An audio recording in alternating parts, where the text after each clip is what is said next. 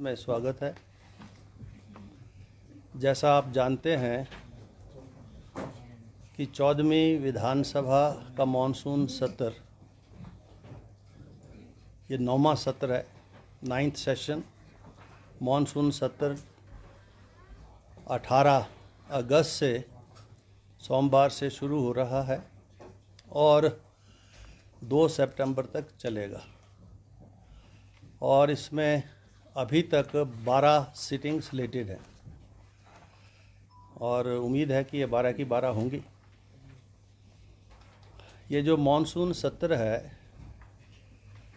ये चौथी ऐसी विधानसभा है जिसका इतना लंबा मानसून सत्र होने जा रहा है। एक तो दूसरी थी, तीसरी थी, फिर 11वीं थी, जहां सत्र जो है 12 दिन से ज़्यादा हुए। तो ये चौथी विधानसभा है जिसमें मानसून सत्र में लगभग 12 सीटिंग हो रही और हम 25 सीटिंग कर चुके हैं पहले, 15 हम इसी बार कर चुके हैं इस साल में, और 12 और 15 बुला के आप 37 हो जाएंगी अभी।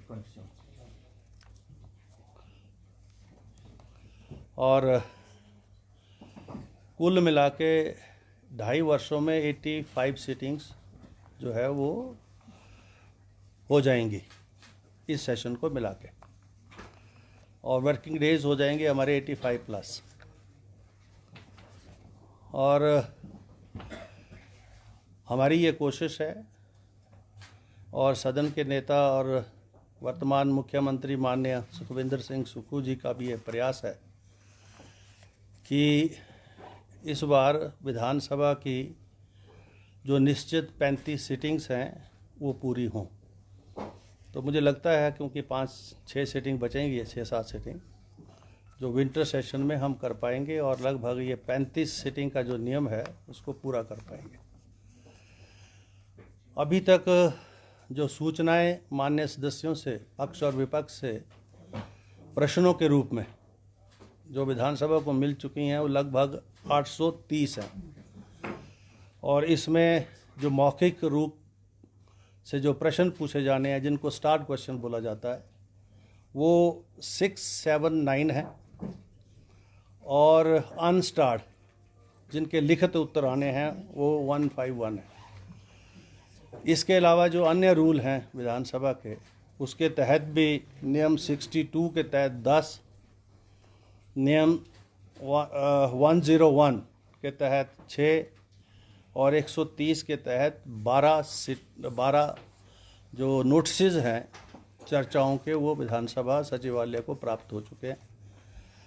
और ये सारे जो नोटिसेज हैं प्रश्नों के माध्यम से या अन्य नियमों के माध्यम से वो हमने सरकार को प्रेषित कर दिए हैं। और लगभग 18 जो पहला दिन है उसका एजेंडा भी लगभग तैयार है, जो उसमें प्रश्न लगने हैं लिखित और जो स्टार्ड और अनस्टार्ड क्वेश्चंस हैं और जो डिस्कशंस लगनी है। तो 2 प्राइवेट मेंबर्स डेज होंगे इस बार, क्योंकि वीरवार को हमारा प्राइवेट मेंबर डे होता है, तो 2 प्राइवेट मेंबर्स डे भी होंगे और जिसमें भी माननीय सदस्य जो है कोई भी विषय जो है वो उस प्राइवेट मेंबर के माध्यम से सदन में ला सकते हैं। इसके अलावा जो प्रश्न अभी तक हमको मिले हैं उसमें मुख्य रूप से जो भारी बरसात से जो हिमाचल प्रदेश में जन संपत्ति को, सरकारी और गैर सरकारी संपत्ति को जो नुकसान हुआ है, और ये जो प्राकृतिक आपदाओं का जो दौर बढ़ा है, इसके ऊपर बहुत सारे प्रश्न जो है हमको प्राप्त हुए हैं और चर्चाएं भी प्राप्त हुई हैं, और सरकार की तरफ से भी ये आपदाओं के ऊपर नोटिस हमको प्राप्त हुआ है। तो ये जो है ये विषय मुख्य रूप से रहेंगे। बाकी स्कूलों में नियुक्तियां, वैकेंसी पोजीशंस जो जनरली जो है हर सत्र में पूछे जाते प्रश्न हैं, इंफ्रास्ट्रक्चर से रिलेटेड, सड़कों के निर्माण से रिलेटेड, सड़कों की रिपेयर से रिलेटेड, IPH की स्कीमों से रिलेटेड, फ्लड प्रोटेक्शन के वर्क से रिलेटेड, ऐसे बहुत सारे विषय जो है विधानसभा में प्रश्नों के माध्यम से और चर्चाओं के माध्यम से हमको प्राप्त हुए हैं। और मेरा ये प्रयास रहेगा कि सभी सामान्य सदस्यों को, सत्ता पक्ष और विपक्ष को पर्याप्त समय मिले, क्योंकि समय 12 सिटिंग्स में काफ़ी समय है। और इसमें मैं ये चाहूँगा विशेष रूप से कि जहाँ सरकार तो अपना बिजनेस देगी, लेकिन ऑपोजिशन के मेंबर्स से भी सदन को चलाने के लिए जो विषयों की आवश्यकता होती है वो ज़रूर मिलें, ताकि हम खुले रूप से सारे विषयों के ऊपर चर्चा करवा सकें। और मुझे उम्मीद रहेगी कि सत्ता पक्ष और विपक्ष सभी मान्य सदस्यों से मुझे सहयोग मिलेगा सदन के संचालन के लिए। हमने 18 तारीख को सर्वदलीय मीटिंग भी रखी है, जो पहला दिन है, और 2 बजे उस दिन विधानसभा शुरू होगी। 12 बजे हमने जो है माननीय पार्लियामेंट्री अफेयर मिनिस्टर, नेता प्रतिपक्ष और चीफ विप जो दोनों पार्टियों के हैं, deputy chief whip Sukhram Chaudhary ji और केवल सिंह पठानिया, उन सबको हमने ऑल पार्टी मीटिंग में भी बुलाया है। तो ये हमारे प्रयास हैं और मुझे पूरी उम्मीद है कि हिमाचल प्रदेश की जनता को जो उम्मीदें हैं चुने हुए प्रतिनिधियों से, सरकार से, प्रतिपक्ष से, वो इस सेशन के माध्यम से माननीय सदस्य जो है उनकी जो अपेक्षा हैं उसके मुताबिक जो है विषयों को लाकर जो है उनके पर खरा उतरेंगे, ऐसा मैं महसूस करता हूँ। और आप सबका बहुत बहुत धन्यवाद, आभार। Thank you very much. Any question related to session on सदन की अवमानना से जुड़े मामले में भाजपा विधायकों के खिलाफ जो मामला था उसका क्या हुआ? क्या अभी भी लंबित है या उसमें अब बंद हो गया? उसको क्या स्टेटस? नहीं, अभी ये पेंडिंग है। पठानिया जी, एक 2-3 दिन से सोशल मीडिया में एक बात आ रही है कि सदस्यों के और मंत्री परिषद के वेतन भत्ते बढ़ाए जा रहे हैं और उसमें कुछ एक लिमिट भी बताई है। तो हम आपके माध्यम से पूछना चाहते हैं कि आपदा में क्या ये बढ़ाने का प्रयास या बढ़ाने का चल रहा है? ऐसा है कि 14वीं विधानसभा ने लगभग जो है 72 बिल्स हमने पास कर दिए, 73, और उनमें से 12 ऐसे बिल हैं जिनकी जो है गवर्नर से या राष्ट्रपति से जो उनको जो स्वीकृति मिलनी है वो पेंडिंग है। अन्यथा 60 के करीब जो हैं वो जो बिल जो है वो कानून बन चुके हैं। और पिछला सत्र जो था उसमें ये जो माननीय सदस्य हैं उनके पेंशन से संबंध बिल भी पारित हुआ था, और उसमें दोनों सदनों के जो माननीय सदस्य हैं उन्होंने अपनी अपनी बात जो है अंदर रखी थी, मीडिया उससे अवगत है, और वो पास हुआ बिल है शायद, क्योंकि उसको असेंट नहीं मिली थी अभी तक। और अभी वो जो 12 बिल जो जिसमें असेंट नहीं मिली है, अभी सुप्रीम कोर्ट का जो है लॉ आ गया है कि अगर 3 महीने के अंदर किसी भी विधानसभा के द्वारा पास किए गए कानून के ऊपर गवर्नर या राष्ट्रपति की असेंट नहीं मिलती है तो that will be deemed to be passed. तो मेरे ख्याल में उस परिप्रेक्ष्य में कुछ कदम उठ रहे होंगे, उसमें वो बिल जो पास हुआ है उसको भी असेंट मिली होगी। अब जो अगला प्रश्न है कि ये होना चाहिए नहीं होना चाहिए, ये तो अब मुनस्सर करता है सभी सामान्य सदस्यों के ऊपर। और जहाँ तक मेरा व्यक्तिगत तौर पर ताल्लुक़ है, मैं ये समझता हूँ कि आपदा के समय में हमारी जो है कोशिश लोगों की मदद करने की ज़्यादा होनी चाहिए। और समय समय पर जब कभी भी आपदा आई है, सभी सामान्य सदस्यों ने, चाहे वो पक्ष के हों चाहे प्रतिपक्ष के हों, उन्होंने अपनी जो सैलरी है एक महीने की हमेशा दी है, और मुझे उम्मीद है इस बार भी वो करेंगे। मैं तो अपनी सैलरी जो है आपदा के लिए जो है अभी उसकी घोषणा विधानसभा सत्र में करूँगा। सर, कल आपने एक मीटिंग की थी याचिका समिति में, उसमें एक बात आई कि 28 साल के बाद उसको बनाया जो लोग कोर्ट नहीं जा सकते वो वहाँ भी रिलीफ के लिए आ सकते हैं। थोड़ा सा इसको ब्रीफली बताएंगे कि क्या है ये, क्योंकि हो सकता है लोगों के काम का। ऐसा है कि पहले विधानसभा के पास पिटीशन कमेटी हुआ करती थी। मैं 6वीं विधानसभा से इस मान्य सदन का सदस्य हूँ और ये वर्ष 1985-90 में भी थी, 90-93 में भी थी, 93-98 में भी थी। फिर उसके बाद लोकसभा ने जो है जो स्टैंडिंग कमेटीज़ है, डिपार्टमेंटल कमेटीज़ है, वो उसके बनाने की बात कही। तो यहाँ भी डिपार्टमेंट कमेटीज़ बनी, तो उसमें ऐसी जो कमेटियाँ थी वो जो है वो रद्द हो गई। और मैंने अब ये समझा कि कई बार लोग जो है कोर्ट का दरवाज़ा खटखटाते हैं बहुत सारे विषयों के ऊपर जो होने वाले होते हैं सचिवालय के स्तर पर, डायरेक्टरेट के स्तर के ऊपर, फिर वहाँ से ऑर्डर भी आ जाता है। तो कई जगह वो कंप्लाइंसेस जो हैं, चाहे वो हाई कोर्ट का ऑर्डर हो, चाहे नियमों के तहत किसी भी व्यक्ति को वो पर्टिकुलर जो उसका केस है या उसका जो रिलीफ है वो मिलना है, और वो सचिवालय के माध्यम से, डायरेक्टरेट के माध्यम से जब नहीं मिल पाता है, डिले होता है और लगातार वर्षों तक डिले होता है, तो मैं समझता हूँ कहीं ना कहीं चुनी हुई सरकार का जो दायित्व है, जिम्मेवारी है लोगों को रिलीफ प्रोवाइड करने की, जस्टिस देने की, उसमें कहीं गैप आता है। तो विधानसभा की हमारी जो कमेटियां हैं उस गैप को कम करने में सहयोग करती हैं।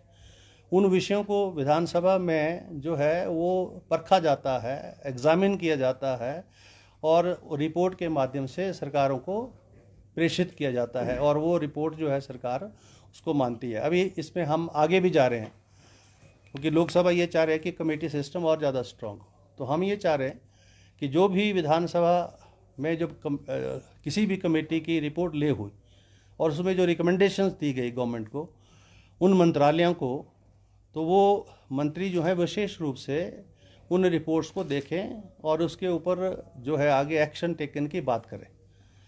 और इस विषय में हम अभी भी विधानसभा में भी अपने तौर पर हम देख रहे हैं और बीच में जब आवश्यकता पड़ी तो माननीय मंत्री जो हैं उनसे भी हम वार्तालाप विधानसभा में अपने चैम्बर में मैं करूंगा इस विषय के ऊपर। तो ये जो याचिका जो कमेटी है वो इसी संदर्भ में है कि किसी भी व्यक्ति को अगर कोर्ट से कोई रिलीफ मिल गया है या उसका ड्यू रिलीफ जो है वो रूल्स में जो है ऑलरेडी अवेलेबल है और उसको मिला नहीं है, तो they can represent, they can file a petition to the Vidhan Sabha और उसमें फिर हम जवाब लेते हैं। तो 99 पॉइंट मसले जो है हल हो जाते हैं। जहाँ रिलीफ मिलने वाली है उनको मिल जाती है, जहाँ हमको लगता है कि वो रिलीफ जो है कानूनन भी नहीं मिलनी है और सरकार की नीतियों के मुताबिक नहीं मिलनी है, तो वो रिजेक्ट हो जाते हैं तो ये एक जो है फौरी तौर पर रिलीफ प्रोवाइड करने का एक फोरम है। सर, इसी तरह का एक मामला हो रहा है कि विधानसभा में एश्योरेंस दी जाती है सरकार को, तो पहले वाली हो या वाली हो, लेकिन वो एश्योरेंस जो होती है वो सालों बाद भी पूरी नहीं होती है। तो क्या विधानसभा का सचिवालय इसको चेक करता है कि नहीं करता है? ये एश्योरेंस कमेटी भी हुआ करती थी एक बार, और अभी चूँकि वो स्टैंडिंग कमेटीज़ होने की वजह से सारी एश्योरेंसेज जो है स्टैंडिंग कमेटी के माध्यम से रिस्पेक्टिव जो मिनिस्ट्रीज़ हैं उनको कन्वे होती हैं, मिनिस्ट्रीज़ को कन्वे होती हैं। पर आपने सही कहा कि वो जो एश्योरेंसेज हैं वो मॉनिटर नहीं हो रहे हैं मिनिस्टर लेवल के ऊपर। तो अब I am again thinking to revive this assurance committee also in विधानसभा। सर एक पॉलिटिकल ले सकते हैं ना, पॉलिटिकल नहीं। सर नेवा की क्या स्थिति है? सर नेवा की क्या स्थिति है?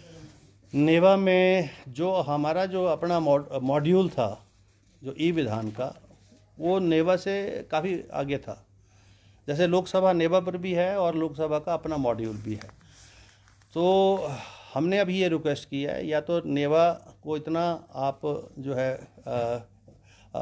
इसको इक्विप कर दें और परफेक्ट कर दें ताकि ये रेप्लिकेट कर सके ई मॉड्यूल को। अगर नहीं हो पाता है, क्योंकि ये गवर्नमेंट ऑफ इंडिया ये चाहती है, ministry of information and technology की सारी विधानसभाएं जो है इस पर नेवा पर जुड़े, नहीं कर पाती है तो हमको फिर अपना जो मॉड्यूल है उसको पैरेलली शुरू करने की इजाज़त दी जाए। वो हमने चिट्ठी भी लिख दी है, सरकार को भी अवगत करा दिया है, यहाँ पर लोकसभा को भी, और उसमें जो भी फंडिंग वगैरह की जरूरत होगी वो लोकसभा से हम लेंगे और फिर ई मॉड्यूल जो है अपना उसको भी पैरेलली हम चलाएंगे। तो ये सेशन नेवा पे होगा? ये तो नेवा पर ही है। सर मेरा क्वेश्चन ये है कि पिछले बजट सेशन में आपने जो मेट्रोपोल है ओल्ड, उसके साथ जो 2 बिल्डिंग्स हैं, उनके बारे में आपने कहा था कि अगले सत्र तक जो है, जो जितने भी एमएलए वहाँ रहते हैं, उनको वैकल्पिक सुविधा उपलब्ध करवा दी जाएगी, क्योंकि वो बिल्डिंग जो है वो गिरानी है और उसको लोक निर्माण विभाग की तरफ से अनसेफ घोषित कर दिया गया है। तो उसकी स्थिति क्या है और सरकार से उसके लिए बजट कितना प्राप्त हुआ है? सरकार से लगभग 36 करोड़ रुपया जो है मेट्रोपोल के इस भवन के पुनर्निर्माण के लिए हमको दिया गया है और वो पेंडिंग है पीडब्ल्यूडी डिपार्टमेंट के पास है। अभी इसमें माननीय विधायक भी रहते हैं कुछ और विधानसभा का स्टाफ भी बहुत सारा रहता है। ये बिल्डिंग अनसेफ है, not fit for human habitation, ये डिक्लेयर्ड है। अभी वैकल्पिक कोई हमको एकोमोडेशन नहीं मिली है क्योंकि we are short of accommodation अभी एट दिस स्टेज, क्योंकि ज्वार भवन में भी हमारे पास कम है और वहाँ मेट्रोपोल में और उसमें उसकी दशा भी अच्छी नहीं है। तो इसलिए ये सब जो परिस्थितियां हैं जिसकी वजह से इसका वोकेशन वगैरह का जो काम है वो अब हम सभी से सलाह मशवरा कर कर जो है इसको आगे बढ़ाएंगे, ताकि वैसे तो सरकार ने तो क्लियर कर दिया है, गवर्नमेंट ने क्लियर कर दिया है कि जो लोग वहाँ रहते हैं उनके लिए किराया वगैरह भी मतलब 1200, 1800, 2200 तक की घोषणा जो है सरकार ने कर दी है कि उनको ये किराया जो है सरकार की तरफ से मिलेगा और विधानसभा के माध्यम से मिलेगा। लेकिन अभी वो कॉन्सेसेस नहीं बन पाया, तो जब तक नहीं बनता तब तक, और दूसरा जब तक एकोमोडेशन अवेलेबल नहीं होती हमारे लिए। Thank you very much. Sir किराया ये कितना है? 1200, 1800, 1000 तीन स्लैब हैं। नहीं वो तो मुख्यमंत्री द्वारा रिवाइज कर दिया था। हजारों में सर आपने 100 बोला। 8000 12,000, 18,000, 22,000। हाँ 8000 से रिवाइज करके उन्होंने 12 कर दिया, 18 कर दिया। तो मिल जाना चाहिए सर, ये तो रेट मतलब शिमला अच्छे हैं पर दूर दूर है ना। अब जो मेट्रोपोल में रहता है वो कहीं छोड़ना चाहता है, उसको माल रोड नजदीक है, सर, क्या वहाँ से सेक्रेटरी। जो विधायक अभी आए वो खाली नहीं करना चाह रहे क्या उनको आप? नहीं, विधायक तो खाली करना चाह रहे हैं लेकिन उनको अल्टरनेटिव अकोमोडेशन तो अवेलेबल हो। इशू ये है सर, जिस तरह से अभी कांग्रेस अध्यक्ष की बात चल रही है कि उनको बनाया जा रहा है, एक बात ये भी निकली है कि विधानसभा के अध्यक्ष हैं उनको मंत्रिमंडल में लिया जाए। क्या आप पहले भी कह चुके हैं कि मैं जिस पद पे शोभित हूँ उसी से खुश हूँ? मैं no comment, thank you very much. नहीं तो लीड तो यही से हो जाने मंत्री था।